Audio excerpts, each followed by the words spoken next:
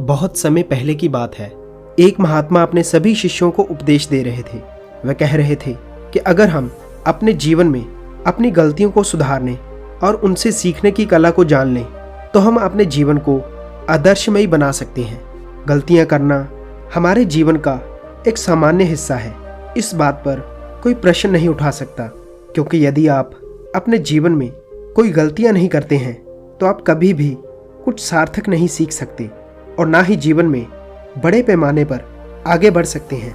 क्या होगा यदि आपकी गलती बहुत बड़ी है और आपको इससे उभरने और अपनी आदतों, व्यवहार, मानसिकताओं को बदलने में अधिक समय लगता है। हमारी सबसे बड़ी गलतियां भी हमारे जीवन के कई पहलुओं में बड़े पैमाने पर प्रभाव डालती है। क्या आपने कभी पाया है कि आपने एक बड़ी गलती की और फिर कसम खाई कि आप ऐसा दोबारा नहीं करेंगे? परंतु सत्य तो ये है कि हमने सभी ने अपनी कुछ गलतियों को दोहराया है, लेकिन हमारा वही गलतियां बार बार करना बहुत महंगा हो सकता है और इसके बहुत गंभीर और नकारात्मक प्रभाव पड़ सकते हैं। अपनी गलतियों को स्वीकार करने के लिए साहस की आवश्यकता होती है।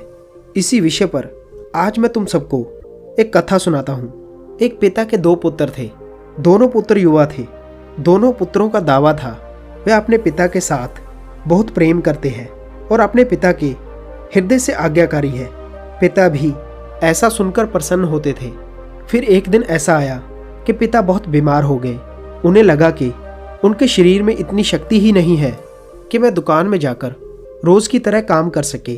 सो पिता ने अपने बड़े बेटे को बुलाया और उससे कहा, आज मौसम खराब हो रहा है, बारिश कभी भी हो सकती है और आज मेरी तबीयत ठीक नहीं है और काम करने वाले मजदूर भी नहीं आए हैं, इसलिए तुम जल्दी से दुकान में जाओ और सारे सामान को सुरक्षित गोदाम में रख दो जो कल मैंने किसी कारण से छत पर रखा था।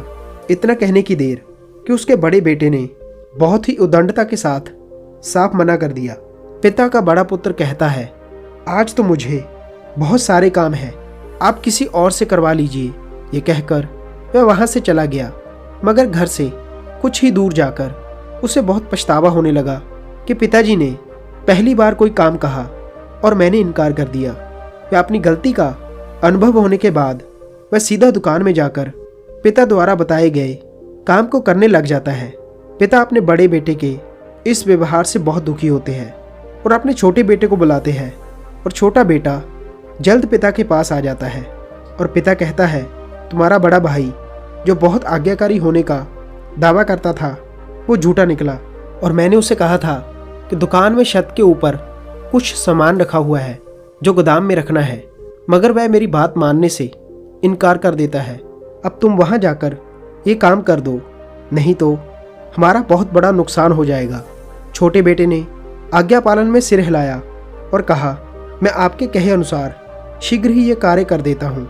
इतना कहकर छोटा पुत्र दुकान में नहीं जाता है और घूमने फिरने के लिए अपने मित्रों के साथ चला जाता है।